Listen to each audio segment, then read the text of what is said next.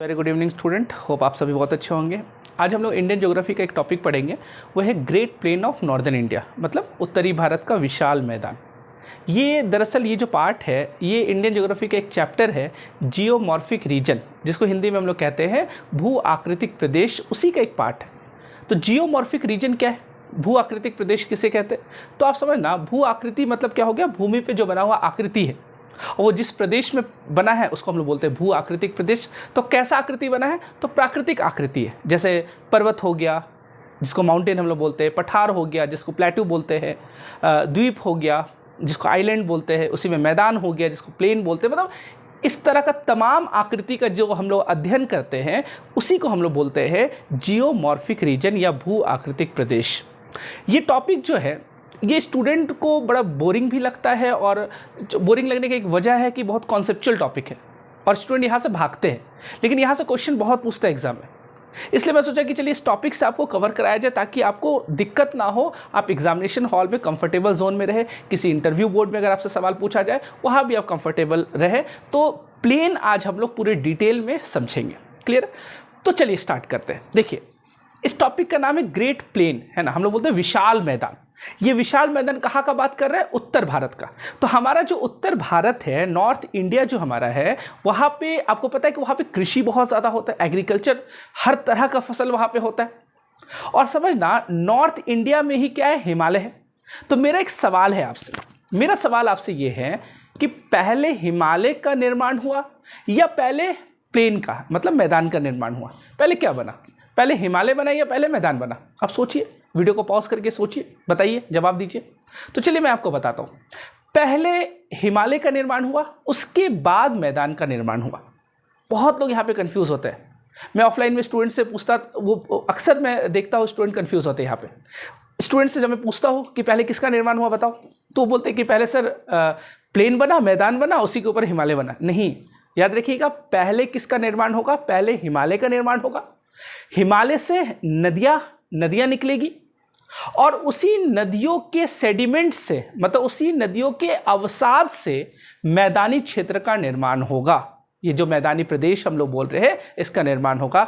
अवसाद, मैंने एक टर्म यूज़ किया है यहाँ पे, ज्योग्राफिकल टर्म, जिसको सेडिमेंट बोलते हैं। इसका मतलब क्या होता है? तो अवसाद का मतलब होता है नदी जो अपने साथ जो मलबा लाती है उसी को हम लोग अवसाद कहते हैं। जैसे नदी जब बहती है तो उसके अपने साथ वो पत्थर है, कंकड़ है, बालू है, बजरी है, मिट्टी है, ये सब क्या करती है, अपने साथ लेके आती है और जिस जगह पर छोड़ देती है वहीं पे धीरे धीरे क्या होता है, मैदान का निर्माण हो जाता है। तो यहाँ तक क्लियर है? तो आप याद रखिएगा, पहले हिमालय बना, हिमालय से नदियाँ निकली और इसी नदियों से क्या बना, इसी नदियों से बना आपका great plain of northern India. यहाँ तक क्लियर है? अब एक चीज़ समझिएगा, एग्जाम में आपसे पूछता है कि किन नदियों से इस मैदानी क्षेत्र का निर्माण हुआ है। तो आप तीन मुख्य नदी का नाम आप याद रखिएगा। कौन कौन सा? एक तो सिंधु नदी, जिसको इंडस भी बोलते हैं हम लोग, इसके अलावा गंगा नदी और ब्रह्मपुत्र नदी। तो याद रखिएगा, सिंधु, गंगा और ब्रह्मपुत्र, और इसकी सहायक नदी, इससे निर्माण हुआ है ग्रेट प्लेन का। क्लियर है यहाँ तक? चलिए, लेकिन इसमें मुख्यतः जो ज़्यादा योगदान है वो ब्रह्मपुत्र और गंगा का है, इसलिए इसको हम लोग गंगा ब्रह्मपुत्र का मैदान भी कहते हैं। तो गंगा ब्रह्मपुत्र प्लेन भी इसको कहा जाता है। तो कभी एग्जाम में अगर ये क्वेश्चन आ जाए कि great plain of northern India को और किस नाम से जाना जाता है, तो आप बता देना गंगा ब्रह्मपुत्र का मैदान। क्लियर है? चलिए स्टार्ट करते हैं हम लोग। अब देखिएगा, ग्रेट प्लेन का जहाँ तक बात है, ये ग्रेट प्लेन इसलिए हम लोग ग्रेट बोल रहे हैं, मतलब विशाल बोल रहे हैं, क्योंकि बहुत बड़ा क्षेत्र में फैला हुआ है। और अगर आप इसका क्षेत्र का बात करें तो मैं ईस्ट से वेस्ट का अगर मैं बात करूं, याद रखिएगा, ये ईस्ट से वेस्ट का अगर मैं बात करूं, पूरब से पश्चिम, ये लगभग 3200 किलोमीटर तक फैला हुआ है। अब सोचिए कितना बड़ा है, 3200 किलोमीटर।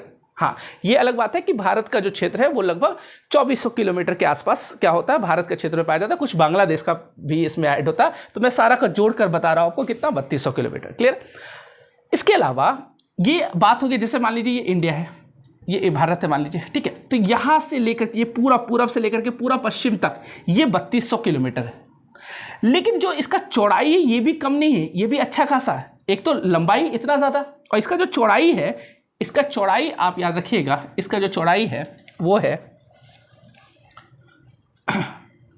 150 किलोमीटर से 300 किलोमीटर तक।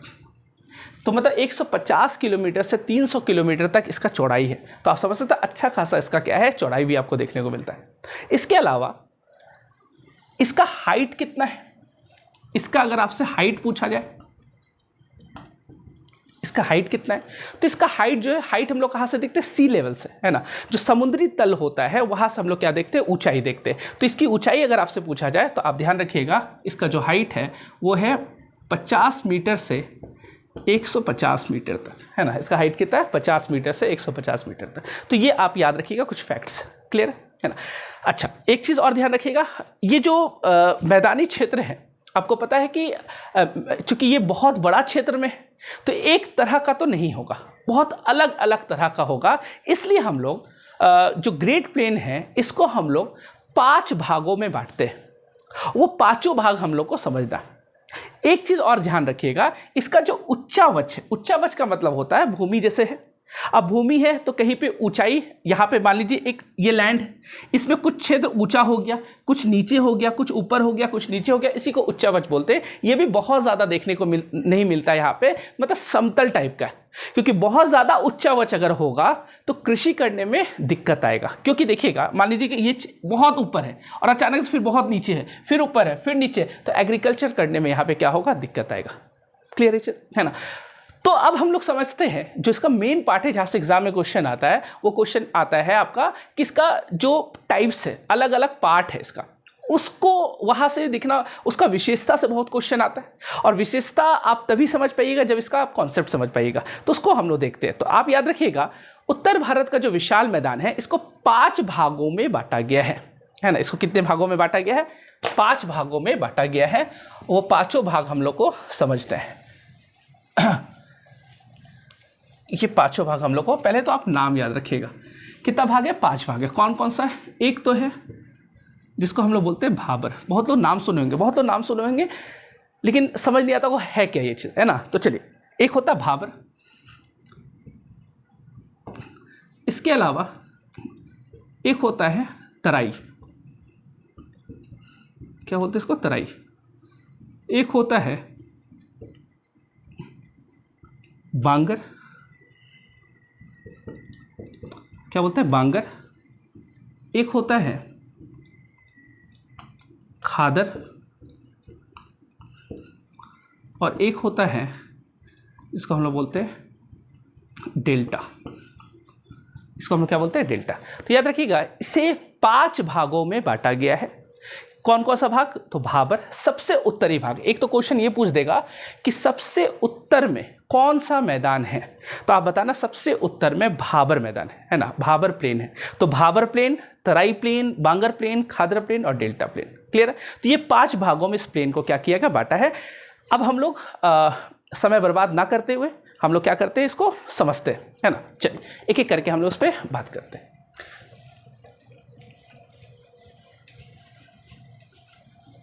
तो पहला जो हमारा टॉपिक है वो है भाबर।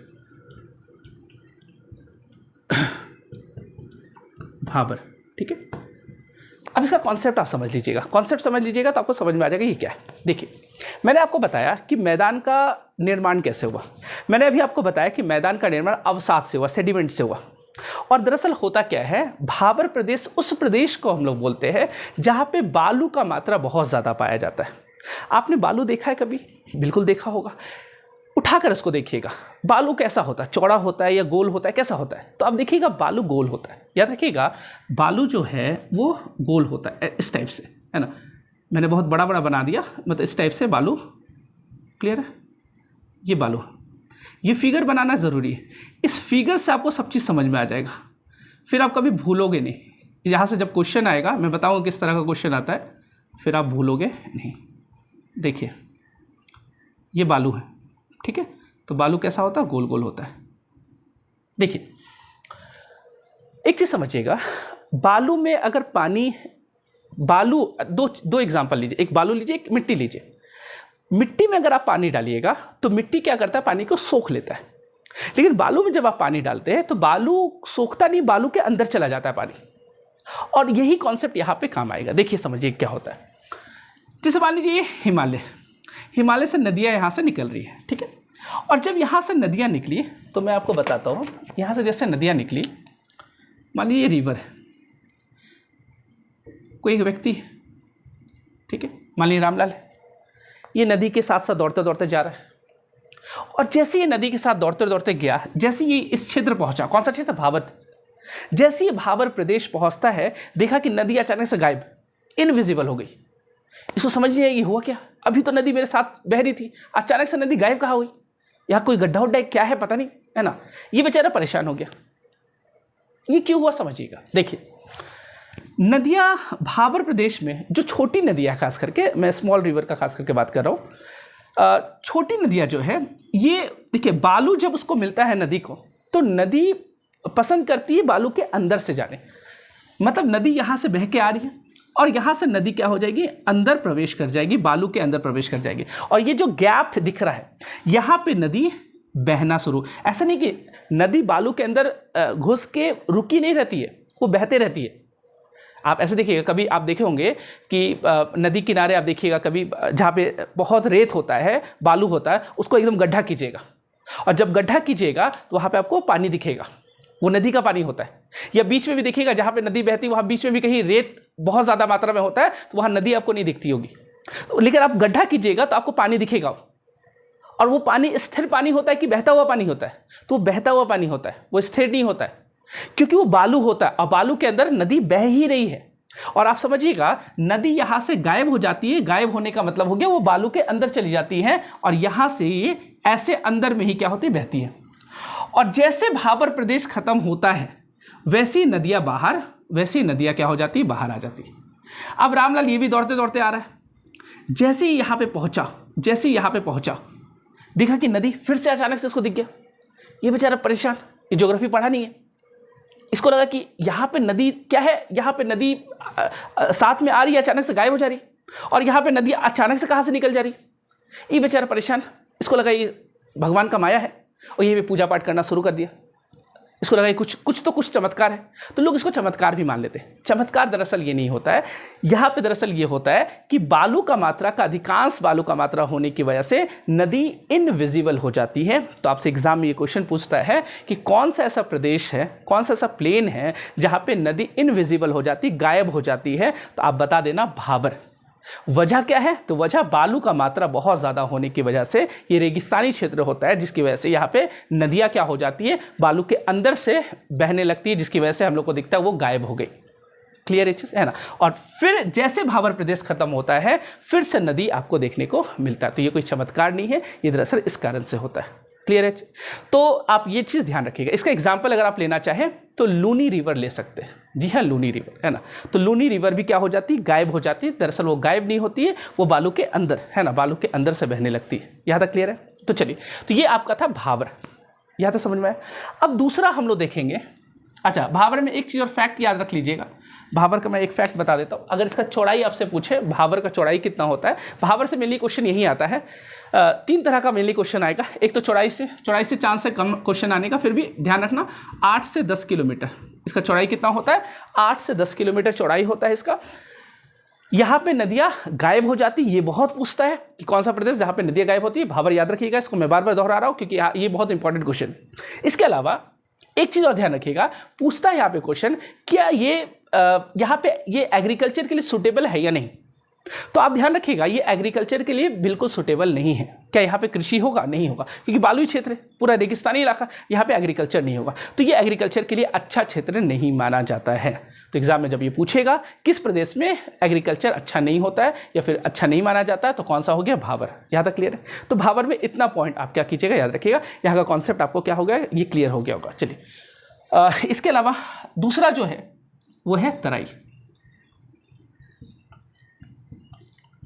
याद रखिएगा, तराई जो है ये जस्ट भाबर के नीचे, भाबर के दक्षिण में, याद रखिएगा, भाबर के जस्ट दक्षिण में तराई है ना। याद रखिएगा, भाबर के जस्ट दक्षिण में क्या होता है, कौन सा प्रदेश पाया जाता है, तराई। ये बहुत बार पूछा गया एग्जाम में, आगे भी पूछ सकता है। क्या पूछेगा कि भाबर के दक्षिण में कौन सा प्रदेश पाया जाता है, तो आप बता देना तराई प्रदेश। यहाँ तक क्लियर है। अब देखिए, तराई जो होता है, तराई क्षेत्र जो होता है, तराई प्रदेश जो होता है, यहाँ पे इसका क्या विशेषता है। तो यहाँ का विशेषता आप इस प्रकार समझिएगा, जैसे मान लीजिए यहाँ पे मैं बताता हूँ, ये पहाड़ है, हिमालय मान लीजिए, और यहाँ से नदियाँ बह रही है, ठीक है, यहाँ से नदियाँ बह रही हैं, नदियाँ निकली और स्पीड से एकदम तेज़ी से निकल रही। आप एक बात बताइएगा, जो स्लोपिंग होगा, जहाँ पे स्लोप बहुत ज़्यादा होगा, वहाँ पे नदी तो बहुत तेज़ी से निकल जाएगी, लेकिन यह ऐसा क्षेत्र जहाँ पे ये धीरे धीरे धीरे धीरे क्या हो गया, स्लोपिंग क्या हो गया, कम होते जा रहा है। तो जैसे स्लोपिंग यहाँ पे कम होते जाएगा, नदी का जो वेग है वो भी क्या होते जाएगा, कम होते जाएगा। तो नदी का स्पीड यहाँ पे क्या होगा, कम हो जाएगा। तो आप समझिएगा, नदी का जब स्पीड कम हो जाएगा तो नदी बिखरने लगेगी, मतलब नदी का कुछ पानी इधर, कुछ इधर, कुछ इधर, कुछ इधर, कुछ इधर, मतलब चारों साइड क्षेत्र में क्या होगा, पानी बह जाए। जैसे आप अपने घर का जो आपका फर्श है वहाँ पे पानी आप डाल दीजिए, तो जब आप पानी डालिएगा तो कुछ पानी इधर, कुछ पानी इधर, कुछ पानी, मतलब फैल जाएगा पूरा पानी। लेकिन अगर कोई स्लोप में अगर आप पानी ऊपर से डालिएगा, वो तुरंत बह के नीचे, है ना, क्योंकि उसको स्लोपिंग मिल गया। तो याद रखिएगा, ये समतल भूमि होता है, तराई क्षेत्र, जिसकी वजह से नदी जो होता है वो फैल जाता है चारों साइड, और चारों साइड एक तो नदी फैल जाता, दूसरा क्या होता है, बड़ा बड़ा चट्टान जो नदी अपने साथ लाता है वो इसी क्षेत्र में क्या करता है, छोड़ देता है। क्लियर? जिसकी वजह से आसपास का जो भूमि है वो क्या हो जाता है, दलदल हो जाता, मतलब आर्द्र हो जाता, वेट हो जाता। तो यहाँ पे वेट लैंड आपको पाया जाएगा। यहाँ का जो भूमि है ये आर्द्र भूमि होगा, दलदली भूमि होगा, हमेशा पानी से वो भींगा हुआ रहेगा, जिसकी वजह से वो क्या हो जाता है, दलदली। तो एग्जाम में पूछता है कौन सा ऐसा प्लेन है, कौन सा ऐसा प्रदेश है जहाँ पे दलदली भूमि पाया जाता है, हमेशा भींगा हुआ रहता है, तो आप बता देना वो कौन सा प्रदेश है, वो तराई है। क्लियर? तो तराई क्षेत्र में हमेशा भूमि दलदली रहता है। अब यहाँ पे एग्रीकल्चर होता है कि नहीं होता? अब यहाँ पे एग्रीकल्चर होने लगा है। यहाँ पे आपका ये धान का, गेहूं का, शुगर केन जिसको क्या बोलते हैं, गन्ना बोलते हैं, गन्ना का, ये सब का कृषि यहाँ पे आपको देखने को मिलता है ना। पहले बहुत मुश्किल इसलिए होता था, अब आर्टिफिशियल तरीके से लोग, है ना, उपजाने लगे हैं। पहले दिक्कत ये होता था, देखिए अभी भी कुछ कुछ क्षेत्र ऐसा है जो बहुत ज़्यादा दलदली क्षेत्र है, और दलदली क्षेत्र वहाँ पे वन फॉरेस्ट वहाँ पे आपको देखने को मिलेगा। और जब फॉरेस्ट वहाँ पे है तो फॉरेस्ट को काटना बहुत मुश्किल हो जाता है। इसलिए काटना मुश्किल होता है क्योंकि दलदल में घुस के कौन काटेगा फॉरेस्ट को, वो पता चलो उसी दलदल में फंस गया, है ना। तो ये चीज़ आप ध्यान रखिएगा। तराई का जो चौड़ाई होता है वो लगभग 10 किलोमीटर से 20 किलोमीटर तक इसका चौड़ाई है। कितना है? 10 किलोमीटर से 20 किलोमीटर तक तराई का क्या है, चौड़ाई मिलता है। क्लियर? आपको मैंने दो प्लेन बताया, कौन कौन सा, भाबर और तराई। भाबर मैंने आपको क्या बताया, भाबर में मैंने आपको बताया यहाँ पे नदियाँ इनविजिबल हो जाती हैं, है ना, लूनी रिवर आप एग्जांपल याद रखना। तराई में मैंने आपको बताया ये दलदली क्षेत्र होता है, यहाँ पे आर्द्र भूमि पाया जाता है, वेटलैंड पाया जाता है। इसका वजह क्या है कि ये समतल भूमि होने की वजह से, और बड़ा बड़ा जो चट्टान यहाँ पे छोड़ देती है उससे भी हो जाता है, क्योंकि वहाँ पे जब बड़ा बड़ा चट्टान में पानी जब टकराता है तो पानी क्या होता है, कुछ पानी इधर फैलता है, कुछ इधर फैलता है। जैसे मान लीजिए एक बड़ा सा चट्टान है, आप ऊपर से पानी गिराइए तो कुछ पानी उधर जाएगा, कुछ इधर जाएगा, कुछ इधर जाएगा, कुछ इधर जाएगा, तो चारों तरफ क्या हो जाएगा, पानी ही पानी हो जाएगा, जिसकी वजह से वहां का जमीन क्या होगा, हमेशा दलदल रहेगा, मतलब वेट रहेगा, मतलब आर्द्र रहेगा। क्लियर है? तो ये दो प्लेन मुझे लगता है आपको समझ में आ गया होगा। बाकी जो बचा हुआ 3 प्लेन है उसको हम लोग नेक्स्ट क्लास पे समझेंगे। आज के लिए इतना ही। Thank you so much.